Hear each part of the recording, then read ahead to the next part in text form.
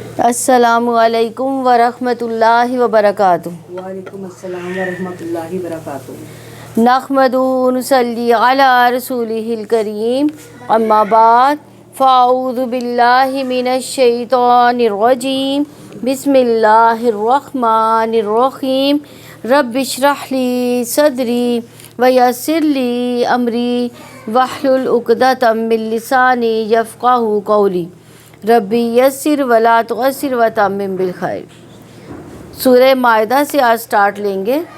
یہ آخری دور میں نازل ہوئی نبی صلی اللہ علیہ وسلم کے، اور اس کا کوئی بھی حکم جو ہے منسوخ نہیں ہے۔ اس میں ایمان والوں کو خطاب کر کے بات شروع کی گئی ہے۔ پیچھے یا بنی اسرائیل یا اہل الکتاب کہا گیا، اور یہاں ایمان والوں سے خطاب کیا گیا۔ تو قرآن مجید میں تقریباً 88 دفعہ جو ہے یا ایھا الذین آمنوا کہا گیا، جن میں سے 16 مرتبہ اس صورت میں آیا۔ یعنی یہ وہ صورت ہے جس میں سب سے زیادہ ایمان والوں کو پکارا گیا۔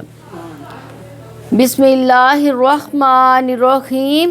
یا ایھا الذین آمنوا اوفوا بالعقود، سورہ مائدہ۔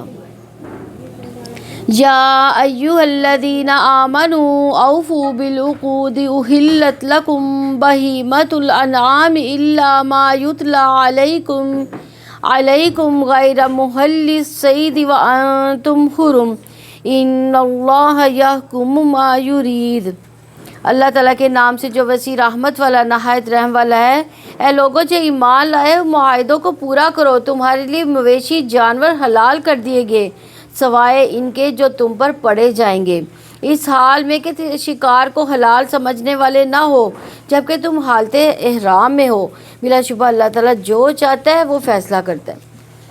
تو اس آیت میں صلح حدیبیہ کے واقعے میں مکہ مکرمہ کے کافروں نے جب نبی صلی اللہ علیہ وسلم صحابہ کرام کو حرم میں داخل ہونے اور عمرہ کرنے سے روکا تھا، تو مسلمانوں کو اس پر بہت غصہ آیا تھا، اور اس بات کا اہتمام تھا کہ وہ غم اور غصے کی وجہ سے مسلمان کی جو دشمنی کے ساتھ کوئی اور وہ زیادتی نہ ان کے ساتھ کر بیٹھے، تو جو شریعت کے خلاف ہو۔ اس لیے یہاں پہ بتایا گیا کہ اسلام میں ہر چیز کی حدود ہے، تو اس لیے ایمان والوں کو عہد و پیمان پورے کرنے کا بھی ساتھ میں حکم دیا جا رہا ہے۔ انس بن مالک کہتے ہیں کہ رسول اللہ صلی اللہ علیہ وسلم نے ہمیں خطبہ دیا اور خطبے میں فرمایا، اس شخص میں ایمان نہیں جس میں امانت نہیں، اس کا دین نہیں جس میں عہد کی پابندی نہیں۔ ہمارے ہاں دینداری کس کو سمجھا جاتا ہے؟ کس کو سمجھتے ہیں ہم دینداری؟ ہاں، نماز پڑھنے کو، روزہ رکھنے کو، حج کرنے کو، یعنی اس طرح کے جتنے بھی کام ہیں ان کو ہم دینداری سمجھتے ہیں۔ یہ تو دین کا یہ ایک حصہ ہے۔ معاملات اور عہد کی پابندی بھی دینداری ہے۔ نبی صلی اللہ علیہ وسلم نے فرمایا، جو قوم عہد شکنی کرتی ہے اس میں قتل و غارت پھیل جاتی ہے۔ ایک اور روایت میں آتا ہے، جو قوم عہد شکنی کرتی ہے اس پر اس کے دشمن کو مسلط کر دیا جاتا ہے۔ معاہدہ دو افراد کے درمیان ہو یا دو قوموں کے درمیان، دونوں مسلمانوں کے درمیان ہو یا مسلم اور نان مسلم کے درمیان، معاہدہ ہے، اسے پورا کرنا لازم ہے۔ اے لوگوں جو ایمان لائے ہو، اللہ تعالیٰ کی نشانیوں کی بے حرمتی نہ کرو، اور نہ حرمت والے مہینوں کی، اور نہ حرم کی قربانی کی، اور نہ پٹے ڈالے گئے جانوروں کی، اور نہ حرمت والے گھر جانے کا ارادہ کرنے والوں کی جو اپنے رب کا فضل اور رضامندی تلاش کرتے ہیں۔ اور جب تم احرام کھول دو تو شکار کرو، اور کسی قوم کی دشمنی کہ اس نے تمہیں مسجد حرام سے روکا تھا تمہیں ہرگز اس بات کا مجرم نہ بنا دے کہ تم حد سے بڑھ جاؤ، اور تم نیکی اور تقوی پر ایک دوسرے سے تعاون کرو، اور گناہ اور زیادتی پر ایک دوسرے سے تعاون نہ کرو، اور اللہ تعالیٰ سے ڈرو، بلا شبہ اللہ تعالیٰ سخت سزا دینے والا ہے۔ تو یہاں پہ احرام کھولنے کے بعد کس چیز کی اجازت دی جا رہی ہے؟ شکار کرنے کی اجازت دی جا رہی ہے، یعنی یہ لازمی حکم نہیں ہے۔ کسی قوم کی دشمنی تمہیں اس پر زیادتی کرنے پر آمادہ نہ کر دے۔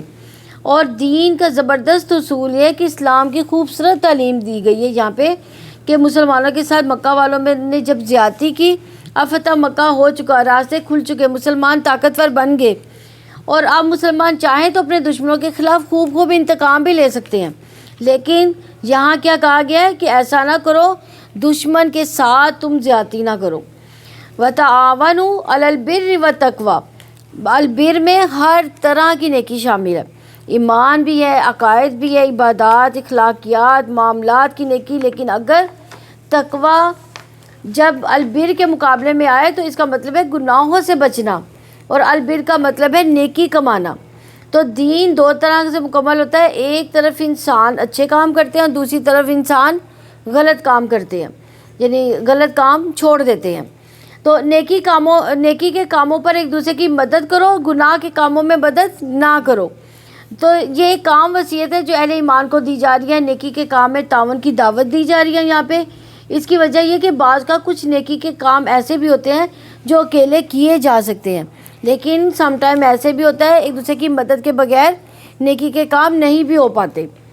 تو چھوٹے پیمانے پر جیسے آپ کسی غریب مسکین کو اپنے ذاتی مال میں سے مدد کر رہے ہیں، کسی کی فیس دے رہے ہیں، کسی کے گھر کا کرایہ دے رہے ہیں، تو یہ چھوٹے پیمانے پر یعنی آپ خود سے یہ کام کر سکتی ہیں. لیکن بعض جو بڑے پروجیکٹ ہوتے ہیں جس میں ایک بندہ سب کچھ کام نہیں کر سکتا، اس میں دوسروں کو بھی شریک کرنا پڑتا ہے، اور تو پھر دوسروں کو کیا کرنا چاہیے؟ ان پر اعتماد بھی کرنا چاہیے. جو شخص ہمیں خیر کی طرف بلا رہا ہے اس کو اپنا ذاتی مطلب نہیں ہے. اور پھر یہ کہ ہم بعض کا مل کر کام کرتے یعنی خود سے کام کر کے بھی خوش ہوتے ہیں، لیکن جب مل کے کام ہوتا ہے تو اسے اور زیادہ خوشی حاصل ہوتی ہے. تو جو کام اجتماعی طور پر کیے جاتے ہیں ان کی خیر و برکت بھی بہت زیادہ ہو جاتی ہے، بے شمار مخلوق اس سے فائدہ اٹھاتی ہے. اس لیے اس آیت میں مل کر کام کرنے کی بات کی گئی ہے. اور یہاں دیکھا جائے تو نیکی کی مختلف اقسام ہیں. جیسے ابو موسیٰ رضی اللہ عنہ سے روایت ہے کہ نبی صلی اللہ علیہ وسلم نے فرمایا ہر مسلمان پر صدقہ واجب ہے. لوگوں نے عرض کیا کہ اگر کوئی نہ کر سکا تو آپ نے فرمایا اپنے ہاتھ سے کام کرے، اس سے اپنی ذات کو نفع پہنچائے اور صدقہ کرے. لوگوں نے پوچھا اگر اس کی بھی وہ طاقت نہ رکھتے ہوں، یعنی کوئی بوڑھا ہے، بیمار ہے یا کمزور ہے، وہ ایسے نہیں کر سکے گا، تو آپ نے فرمایا کسی حاجت مند پریشان حال کی مدد کر دے، یعنی اس کا دل بہلا دے.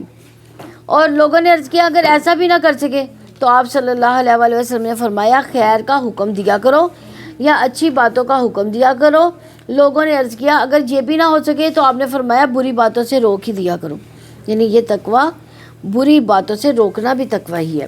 تو انسان نیکی کی طرف دوسروں کی رہنمائی کرتا ہے، ان کے کام میں خود شریک بھی کرتا ہے، تو جتنے لوگ اس کے ساتھ وہ شریک ہوں گے وہ سب کے سب اجر میں شمار ہوں گے. تو اسی لیے نبی کریم صلی اللہ علیہ وسلم نے فرمایا جس نے بھلائی کا رستہ دکھایا اس سے اتنا ہی اجر ملتا ہے جتنا کہ کرنے والے کو ملتا ہے. اور اس آیت میں دو چیزوں سے روکا بھی گیا ہے، وَلَا تَعَاوَنُوا عَلَى الْإِثْمِ وَالْعُدْوَانِ. نبی کریم صلی اللہ علیہ وسلم نے اس کے بارے میں فرمایا جو شخص کسی ناحق مقدمے میں کسی کی مدد کرے وہ تب تک اللہ کی ناراضگی میں رہتا ہے جب تک کہ اسے چھوڑ نہ دے.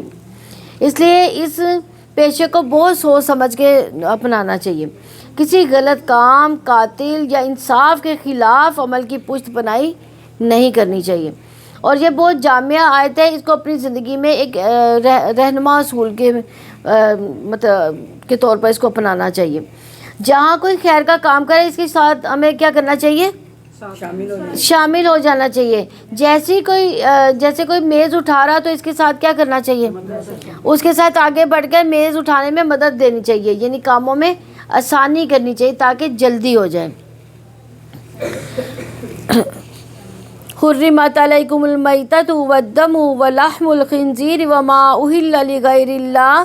تم پر حرام کر دیا گیا مردار اور خون اور سور کا گوشت اور وہ جس پر اللہ تعالیٰ کے سوا کسی کا نام پکارا جاتا ہے، اور گلا گھٹنے سے مرنے والے جانور اور چوٹ لگنے سے مرنے والا جانور اور بلندی سے گر کر مرنے والا جانور اور سینگ لگنے سے مرنے والا اور جسے درندے نے کھایا ہو مگر جسے تم نے ذبح کیا ہو اور جو کسی آستانے میں ذبح کیا گیا ہو.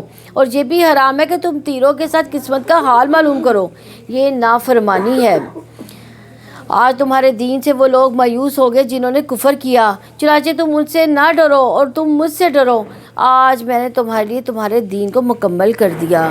الیوم اکملت لکم دینکم واتممت علیکم نعمتی ورضیت لکم الاسلام دینا. یہ تمہارے دین کو مکمل کر دیا اور تم پر اپنی نعمت پوری کر دی اور تمہارے لیے اسلام کو بطور دین پسند کیا. چنانچہ جو شخص بھوک میں مجبور کیا جائے کہ گناہ کے لیے مائل ہونے والا نہ ہو تو بلا شبہ اللہ تعالیٰ بے حد بخشنے والا نہایت رحم والا ہے۔ تو اس آیت میں کن کاموں کی یعنی گناہ کے کام قرار دیے گئے، کن کاموں کو، یعنی اس جانور کو نہ کھانا جو اللہ کے سوا کسی اور کے نام کا ذبح کیا گیا، یعنی اللہ کے نام کا نہیں ذبح کیا بلکہ کسی اور کے نام سے ذبح کیا۔ دوسرا جو گلا گھٹ کر مر گیا۔ تیسرا یا چوٹ لگ کر یا بلندی سے گر گیا یا ٹکر کھا کر مرا، تو یا جسے کسی درندے نے پھاڑا ہو سوائے اس کے جسے تم نے زندہ پا کر ذبح کر لیا۔ اور وہ جو کسی آستانے پہ ذبح کیا گیا، یعنی کیا تو اللہ کے نام کا لیکن آستانہ کس کا تھا؟ کسی غیر اللہ کا۔ تو یہ بھی تمہارے لیے چوٹ لگنے سے بھی جو مر گیا ہاں، یہ بھی تمہارے لیے ناجائز ہے کہ 500 کے ذریعے سے اپنی قسمت معلوم کرو، یعنی لاٹری یا ہاتھ دکھانا وغیرہ، یہ بھی جو ہے سب 500 میں آتا ہے۔ تو اس میں ہمیں یاد یہ رکھنا چاہیے کہ دین کی تکمیل جو ہے اللہ تعالیٰ کا احسان ہے، کہ اللہ تعالیٰ نے ہم پہ احسان کیا کہ دین کو مکمل کر دیا۔ نبی کریم صلی اللہ علیہ وسلم کے ذریعے اللہ نے لوگوں کے لیے ہدایت کا مکمل راستہ دکھا دیا۔ دینی احکامات میں کتاب و سنت کافی ہو جاتا ہے۔ رسول اللہ صلی اللہ علیہ وسلم نے فرمایا جو چیز تمہیں جنت کے قریب کر سکتی ہے میں نے تمہیں اس کا حکم دے دیا، اور جو چیز تمہیں جہنم کے قریب کر سکتی ہے اس سے بھی منع فرما دیا۔ تو آپ خوش قسمت ہے کہ اللہ نے مسلمان ہمیں پیدا کیا، اور اپنے بچوں میں بھی اس نعمت کا اس کو احساس دلانا چاہیے۔ یعنی ہم بے شک پیدائشی مسلمان ہیں، لیکن اس بات پر ہمیں فخر کوئی نہیں ہے، لیکن اللہ کا شکر ضرور ادا کرنا چاہیے اس بات پہ کہ ہم مسلمان پیدا ہوئے ہیں۔ وہ آپ سے پوچھتے ہیں کہ ان کے لیے کیا حلال کیا گیا؟ آپ کہتے ہیں تمہارے لیے پاک چیزیں حلال کر دی گئیں، اور شکاری جانوروں میں سے تم نے جو سدھار رکھے ہیں جنہیں تم شکار بنانے والے ہو تم انہیں سکھاتے ہو اس میں سے جو اللہ تعالیٰ نے تمہیں سکھایا ہے، چاچے جو وہ تمہارے لیے پکڑ رکھے ہیں اس میں سے کھاؤ، اور اس پر اللہ تعالیٰ کا نام ذکر کرو، اللہ تعالیٰ سے ڈرتے رہو، بلا شبہ اللہ تعالیٰ بہت جلد حساب لینے والا ہے۔ تو اس آیت میں جو بڑی خاص بات پتہ چلتی ہے کہ علم والوں کی بڑی فضیلت ہے، حتیٰ کہ وہ کتا جسے شکار کی تعلیم دی گئی ہو اور وہ بھی بڑا نفع مند ہے، اس کا پکڑا ہوا شکار بھی جو ہے وہ بھی حلال ہے، اسے دوسرے جانوروں کے مقابلے میں زیادہ فضیلت حاصل دی گئی ہے۔ اللہ نے اس کتے کو بھی کسی نہ کسی مقصد کے لیے پیدا کیا اور اس سے بھی انسانوں کو فائدہ بھی دیا۔ پھر تو سیکھنے کی بات یہاں پہ کیا ہے کہ جب ایک جانور سیکھ سکتا ہے تو پھر انسان کیوں نہیں سیکھ سکتا؟ یہ سوچنا کہ میری عمر زیادہ ہوگی، میرا دماغ کام نہیں کرتا، یا بار بار یہ سوچنا کہ میں اب حفظ نہیں کر سکتی یا کوئی چیز یاد نہیں کر سکتی، تو اگر علم پر عمل کیا تو وہ اپنے اندر جذب ہو جاتا ہے، وہ پھر یاد ہونے کے برابر ہی ہو جاتا ہے۔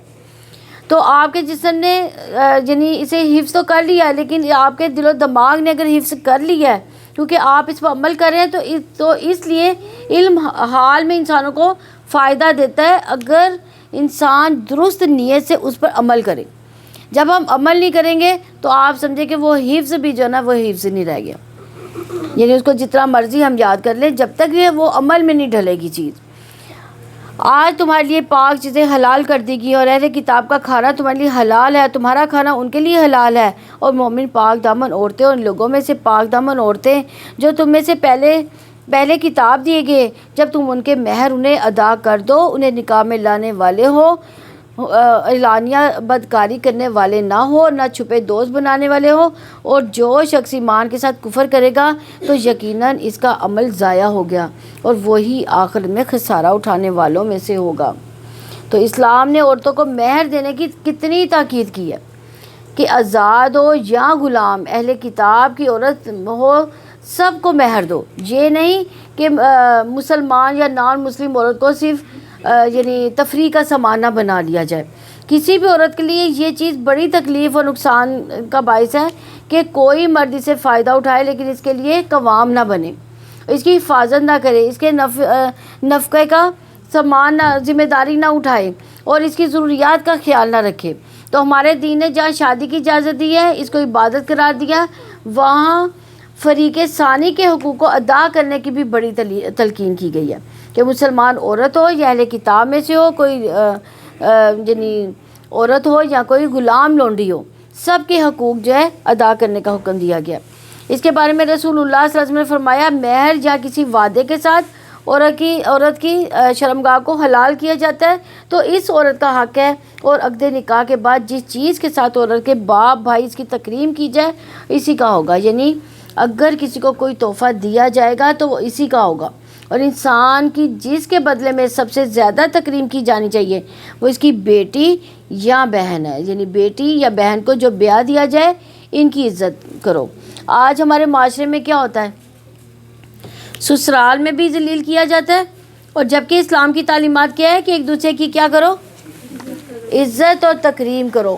تو مومن کو درگزر کرنے والا معاملہ کرنا چاہیے۔ جب اسلام میں خادم کی غلطی کو 70 دفعہ معاف کرنے کی اجازت ہے، تو پھر بیٹی بہو یا شوہر بیوی اس کی کتنی بار پھر غلطیاں معاف ہوں گی، پھر اس سے بھی زیادہ ہوں گی۔ تو ہر وقت درگزر کی ضرورت ہے، کیونکہ زندگی درگزر کے بغیر گزر نہیں سکتی۔ یا ایھا الذین آمنوا اذا قمتم الی الصلاۃ فاغسلوا وجوہکم وایدیکم الی المرافق فامسحوا برؤوسکم وارجلکم الی الکعبین۔ اے لوگوں جو ایمان لائے، جب تم نماز کے لیے اٹھو تو اپنے چہروں، اپنے ہاتھوں کو کونیوں تک دھو لو، اپنے سروں کا مسح کرو، اپنے پاؤں کو ٹخنوں تک دھو لو۔ اگر تم جنابت میں ہو غسل کر لو، اگر مریض ہو یا سفر میں ہو یا تم میں سے کوئی قضائے حاجت کر کے آیا ہو تو تم نے عورتوں سے مباشرت کی ہو، پھر تم پانی نہ پاؤ تو پاک مٹی سے تیمم کر لو۔ اپنے چہروں اور ہاتھوں پر اس پر مسح کر لو۔ اللہ تعالیٰ ارادہ نہیں رکھتا کہ تمہیں کوئی تنگی ہو، لیکن وہ ارادہ رکھتا ہے کہ تمہیں پاک کرے، اور تاکہ تم پر اپنی نعمت پوری کر دے، تاکہ تم شکر کرو۔ یعنی اس آیت میں کس چیز کا حکم دیا جا رہا ہے؟ ہاں، وضو کا طریقہ بتایا جا رہا، اور تیمم کا طریقہ بتایا جا رہا ہے، یعنی وضو کا طریقہ بتایا گیا اور پاکیزگی کا حکم دے کر پاک کیا جا رہا۔ اور یہ اللہ تعالیٰ کا مکمل انعام یہ ہے کہ اللہ وضو کے ذریعے گناہوں کو بھی معاف کر دیتا ہے۔ اس لیے اچھی طرح وضو کرنا کیا ہے؟ نصف ایمان ہے، کیونکہ وضو ظاہری نجاست کو بھی دور کرنے کا ذریعہ بنتا ہے اور باطنی نجاست کو بھی دور کرنے کا ذریعہ بنتا ہے۔ اور قیامت کے دن بھی پھر کیا ہوگا؟ وضو کے اعضاء کیا ہوں گے؟ چمک رہے ہوں گے۔ نبی صلی اللہ علیہ وسلم اپنی امت کو ان اعضاء کے چمکنے کی وجہ سے پہچانیں گے۔ اور پھر یہ کہ وضو طہارت کے ذریعے اللہ ہم پر اپنی نعمت مکمل کر رہے ہیں، اور اپنے اوپر اللہ تعالیٰ کی نعمت کو یاد کرو، اس کے عہد کو بھی جو اس نے تم پر مضبوط باندھا تھا، جب تم نے کہا تھا کہ ہم نے سنا، ہم نے مانا، اور اللہ تعالیٰ سے ڈر جو، بلا شبہ اللہ تعالیٰ سینوں کی بات کو خوب جاننے والا ہے۔ اے لوگوں جو ایمان لائے ہو، اللہ تعالیٰ کے لیے خوب قائم رہنے والا ہے، انصاف کے ساتھ گواہی دینے والے بن جاؤ، اور کسی قوم کی دشمن تمہیں ہرگز اس بات کا مجرم نہ بنا دے کہ تم عدل نہ کرو، اور عدل کرو، یہی تقویٰ کے زیادہ قریب ہے۔ اور اللہ تعالیٰ سے ڈر جاؤ، جو بھی تم عمل کرتے ہو یقینا اللہ تعالیٰ اس سے پوری طرح باخبر ہے۔ تو رسول اللہ صلی اللہ علیہ وآلہ وسلم نے فرمایا، بے شک عدل و انصاف کرنے والے اللہ کے ہاں نور کے ممبروں پر ہوں گے، جو رحمان کے دائیں طرف ہوں گے، اس کے دونوں ہاتھ دائیں ہیں۔ یہ وہ لوگ ہوں گے جو اپنے فیصلوں میں اپنے گھر والوں اور اپنے ماتحتوں کے درمیان بھی عدل کیا کرتے تھے۔ ہم اکثر کیا کرتے ہیں کہ اپنے گھر والوں کے خلاف کیا کرتے ہیں، مطلب اپنے گھر والوں میں ان کی حمایت زیادہ کرتے ہیں بنسبت دوسرے کی، اور ماتحت ہوں تو ان کو بھی دھتکار دیتے ہیں، یعنی ان کی بھی انصاف سے ان کا بھی معاملہ نہیں کرتے۔ تو یہاں پہ اس کے بارے میں کہا جا رہا ہے کہ ماتحتوں کے درمیان بھی عدالت سے کام لو۔ ان لوگوں سے جو ایمان لائے، جنہوں نے نیکیاں کی، اللہ تعالیٰ نے وعدہ کیا ان کے لیے بڑی بخشش اور بڑا اجر ہے۔ والذین کفروا وکذبوا بآیاتنا اولئک اصحاب الجحیم۔ اور جن لوگوں نے کفر کیا اور ہماری آیات کو جھٹلایا، ایسے لوگ دوزخ والے ہیں۔ اے لوگوں جو ایمان لائے، اپنے اوپر اللہ تعالیٰ کی نعمت کو یاد کرو، جب کچھ لوگوں نے ارادہ کیا تھا کہ وہ تمہاری طرف اپنے ہاتھ بڑھائیں، چنانچہ اللہ تعالیٰ نے ان کے ہاتھوں کو تم سے روک دیا۔ اور اللہ تعالیٰ سے ڈر جاؤ، بس لازم ہے کہ مومن اللہ تعالیٰ پر توکل کریں۔ یہ بھی اللہ تعالیٰ کا بڑا فضل ہے کہ اللہ دشمن کی جنگ کو روک دے اور انسان کی آزمائش سے اس کو محفوظ کر دے۔ کیا جنگ مانگنی چاہیے اللہ تعالیٰ سے؟ نہیں مانگنی چاہیے، لیکن اگر جنگ ہو جائے تو پھر ثابت قدمی سے کام لینا چاہیے۔ اگر ہو جائے تو پہلے جنگ کے لیے دعا نہیں کرنی چاہیے۔ اور بلا شبہ یقین اللہ تعالیٰ نے بنی اسرائیل سے پختہ عہد لیا تھا، اور ہم نے ان میں سے 12 کو سردار مقرر کیا. اللہ تعالیٰ نے کہا میں بلا شبہ تمہارے ساتھ ہوں اگر تم نے نماز قائم کی, زکوٰۃ ادا کی, میرے رسولوں پر ایمان لائے اور اس کو قوت دی اور اللہ تعالیٰ کو قرض حسنہ دیا تو میں ضرور بر ضرور تمہارے گناہ تم سے دور کر دوں گا اور تمہیں ضرور بر ضرور جنتوں میں داخل کروں گا جن کے نیچے سے نہریں بہتی ہیں. چانچہ اس کے بعد بھی تم میں سے جس نے کفر کیا تو یقیناً وہ سیدھی راہ سے بھٹک گیا. تو اس سے پتہ چلتا ہے کہ نماز, زکوٰۃ, رسولوں پر ایمان کے ساتھ ساتھ قرض حسنہ بھی ضروری ہے. قرض حسنہ سے کیا مراد ہے؟ یعنی کسی غریب کی مدد کی جائے یا کسی نیک کام میں جو ہے اپنا مال یا پیسہ لگایا جائے, اس کو کہتے ہیں قرض حسنہ. حالانکہ ہم دے تو بندوں کو رہے ہیں لیکن اللہ تعالیٰ اس کو قرض حسنہ کہہ رہے ہیں. دیکھیں اچھا قرض کہہ رہے ہیں. چنانچہ ان کے اپنا معاہدہ توڑنے کی وجہ سے ہم نے ان پر لعنت کی اور ہم نے ان کے دلوں کو سخت کر دیا اور کہ وہ کلام کو اس جگہ سے بدل دیں اور جو نصیحت انہیں کی گئی ہے اس کے ایک حصے کو وہ بھلا بیٹھے ہیں اور ان میں سے تھوڑے لوگوں کے سوا اور آپ ہمیشہ ان کی کسی نہ کسی خیانت سے آگاہ ہوتے رہیں گے. چنانچہ آپ ان کو معاف کر دیں اور ان سے درگزر کریں. چنانچہ اللہ تعالیٰ احسان کرنے والوں سے محبت کرتا ہے. تو اسی لیے اس صورت کے آغاز میں عہد کی پابندی کی گئی. اور جب انسان گناہ کرتا ہے تو کیا ہوتا ہے؟ گناہ کرنے سے کیا ہوتا ہے؟ دل پر کالا دبا پڑ جاتا ہے اور اگر وہ گناہ پہ گناہ کرتا ہے تو کیا ہوتا ہے؟ پورا دل ہی کالا ہو جاتا ہے. لیکن اگر گناہ کر کے انسان فوراً ہی توبہ کرتا ہے تو پھر کیا ہوتا ہے؟ پھر وہ کالا دبا جو ہے وہ ختم ہو جاتا ہے. تو یہاں خیانت کرنے والوں کا بھی رویہ جو ہے وہ بھی بتایا گیا کہ جب پتہ چل جائے کہ کسی نے دھوکہ دیا ہے ایسے لوگوں سے کیا رہیں, پھر محتاط رہیں, درگزر کریں, کیونکہ بعض اوقات بہت پوچھ گچھ سے معاملات جو ہوتے ہیں وہ خراب ہو جاتے ہیں. اگر ہم کسی سے پوچھیں گے نا اس نے میرے لیے یہ کیا تو پھر کیا ہوگا؟ وہ زیادہ بات بڑھ جاتی ہے, معاملات خراب ہو جاتے ہیں. اس لیے جب ایسے منفی حالات ہو تو اپنے دماغ سے ساری سوچوں کو نکال دینا چاہیے اور اپنے کام پر فوکس رہنا چاہیے اور اپنا سفر جاری رکھنا چاہیے, ورنہ منفی خیالات سے کیا ہوتا ہے؟ کام مشکل ہو جاتے ہیں, اپنے کام بھی انسان نہیں کر پاتا. تو پھر فرمایا وَنَسُوا حَظًّا مِمَّا ذُكِّرُوا بِهِ, اپنی نافرمانیوں کی وجہ سے وہ نصیحت کا ایک حصہ ہی بھول گئے. اسی لیے ابن مسعود رضی اللہ عنہ کہتے ہیں کہ کبھی انسان علم کا ایک حصہ نافرمانی کی وجہ سے بھول جاتا ہے, گناہوں کی وجہ سے بھول جاتا ہے. پھر انہوں نے اس آیت کی تلاوت فرمائی.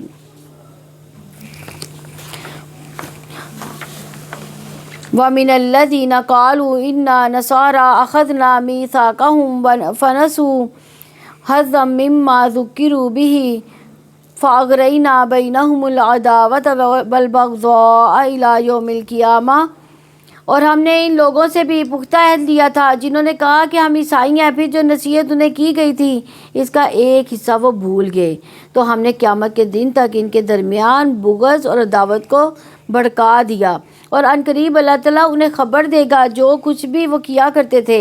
اہل کتاب یقیناً ہمارا رسول تمہارے پاس آیا ہے جو کتاب الہی میں سے بہت سی چیزیں تمہارے سامنے کھول کر بیان کرتا ہے, اس میں سے جنہیں تم چھپاتے تھے اور بہت سی باتوں سے درگزر بھی کیا کرتے تھے.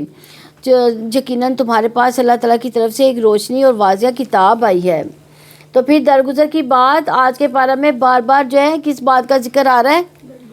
درگزر کرنا. کہ ان کے ساتھ ہر ایک کے ساتھ درگزر کا معاملہ کرنا.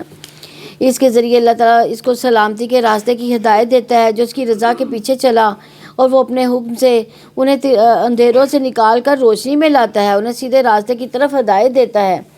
یہاں نبی صلی اللہ علیہ وسلم نے اس کے بارے میں فرمایا بے شک انسان اللہ کی رضا حاصل کرتا ہے اور مسلسل اس میں لگا رہتا ہے تو اللہ تعالیٰ جبریل علیہ السلام کو فرماتا ہے کہ میرا فلاں بندہ میری رضا کی تلاش میں ہے, وہ چاہتا ہے کہ میں اللہ تعالیٰ کو راضی کر دوں اور اگر وہ اس پر میری رحمت ہے, یعنی کتنی بڑی جزا ہے اس کے لیے جو اللہ تعالیٰ کے لیے دوڑ دھوپ کرے. اور جبریل علیہ السلام کہتے ہیں فلاں آدمی پر اللہ کی رحمت ہو, حاملین عرش بھی یہی کہتے ہیں اور ان کے آس پاس کے فرشتے بھی یہی کہنا شروع کر دیتے ہیں. یعنی جب اللہ تعالیٰ اپنی رحمت نازل فرماتے ہیں تو پھر سارے ہی فرشتے جو ہے اس کی لیے رحمت کی دعائیں شروع کر دیتے ہیں. یہاں تک کہ ساتوں آسمان والے بھی یہی کہنے لگتے ہیں، اور یہاں تک کہ یہ بات زمین پر اتار دی جاتی ہے۔ اس لیے جنہوں نے انسانیت کے لیے بڑے بڑے کام کیے، مرنے کے بعد بھی ان کے ساتھ وہ لگے رہے، تو یعنی اس لیے ہم لوگ بعض لوگوں کے نام کے ساتھ لگاتے ہیں رحمت للعالمین، نہیں سوری رحم اللہ، کہ اللہ تعالیٰ اس پر اپنی رحمت فرمائے۔ تو یہ کس نے انسان کے دل پہ ڈالا؟ اللہ تعالیٰ نے ڈالا نا، کہ اس کے یہ جو بندہ ہے یہ اللہ تعالیٰ کی رضا کے لیے اس نے زندگی گزاری، اللہ تعالیٰ کے لیے سارے معاملات اس نے کیے، تو اس کو کیا کرو کہ اس کے لیے رحمت کی دعا کرو۔ تو بلا شبہ یقیناً ان لوگوں نے کفر کیا جنہوں نے کہا کہ یقیناً مسیح ابن مریم بھی اللہ تعالیٰ ہے۔ آپ کہہ دو پھر کون اللہ تعالیٰ سے کسی چیز کا اختیار رکھتا ہے؟ اگر وہ مسیح ابن مریم کو، اس کی ماں کو اور جو بھی زمین میں ہے سب کو ہلاک کر دے۔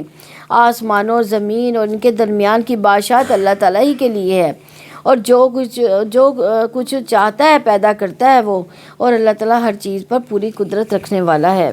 تو اگر عیسیٰ علیہ السلام اللہ تعالیٰ نے بغیر باپ کے پیدا کیے تو ایسا وہ اللہ تعالیٰ کر سکتے ہیں۔ اس کا مطلب یہ نہیں کہ وہ نعوذ باللہ یعنی جیسے کہ عیسیٰ علیہ السلام کے بارے میں اللہ تعالیٰ کے بارے میں عیسائی کہتے تھے کہ نعوذ باللہ اللہ تعالیٰ باپ ہیں، تو ایسا نہیں ہے یہ، بلکہ اللہ تعالیٰ کا ایک معجزہ ہے۔ جیسے اللہ تعالیٰ نے حضرت آدم علیہ السلام کو پیدا کیا، اسی طرح اللہ تعالیٰ نے حضرت عیسیٰ علیہ السلام کو القاء کیا۔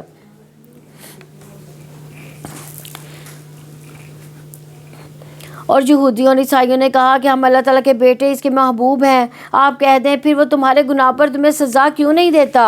بلکہ تم بھی انسان ہو، اور ان میں سے جو اس نے پیدا کیے اللہ جس کے لیے چاہتا ہے بخش دیتا ہے، جس کو چاہتا ہے عذاب دیتا ہے۔ آسمان و زمین کی اور ان کے درمیان کی بادشاہت اللہ تعالیٰ ہی کے لیے ہے، اور اسی کی طرف لوٹ کر جانا ہے۔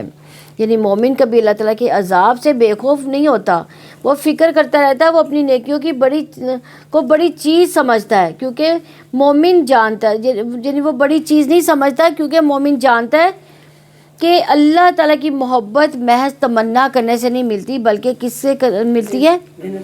محنت کرنے سے ملتی ہے۔ اس لیے مومن کیا کرتا ہے؟ اللہ تعالیٰ کی آگے دوڑ دھوپ کرتا ہے، اللہ تعالیٰ کے لیے نیکیاں اپنے لیے اکٹھی کرتا ہے۔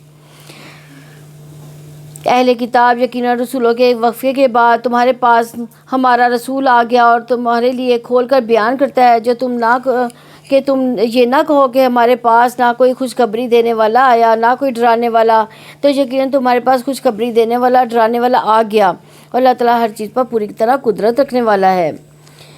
اور جب موسیٰ نے اپنی قوم سے کہا، اے میری قوم، اپنے اوپر اللہ تعالیٰ کی نعمت کو یاد کرو جب اس نے تم میں سے انبیاء بنایا، تمہیں بادشاہ بنایا، اور اس نے تمہیں وہ کچھ دیا جو جہانوں میں سے کسی کو نہیں دیا۔ یعنی کیا دیا تھا؟ ہاں، یہاں اللہ تعالیٰ نے نعمتوں کو یاد کروانے کی بات کی، کیونکہ جب انسان نعمتوں کو یاد کرتا ہے تو پھر کیا کرتا ہے؟ اس کے اندر ایک خوشی کا جذبہ آتا ہے، ایک نشاط پیدا ہوتی ہے، پھر وہ نیکیوں کی طرف دوڑ دھوپ کرتا ہے۔ اس کے برعکس ایک وہ شخص ہے جو صرف اس دنیا کے کام کرنے میں مشغول رہتا ہے، تو پھر ہمیں کیا کرنا چاہیے؟ صرف اس دنیا کے گھر کو بنا کر دوسروں کے لیے نہیں چھوڑ جانا چاہیے، بلکہ کیا کرنا چاہیے؟ آخرت میں گھر بنانے کی کوششیں کرنی چاہیے۔ اللہ تعالیٰ ہم سب کو اس قرآن کو پڑھنے، اس کو سمجھنے کی توفیق عطا فرمائے، اور ہمیں اپنے عملوں میں لانے کی توفیق عطا فرمائے۔ سبحانک اللہم و بحمدک، نشہد ان لا الہ الا انت، استغفرک و اتوب الیک۔ السلام علیکم ورحمۃ اللہ وبرکاتہ۔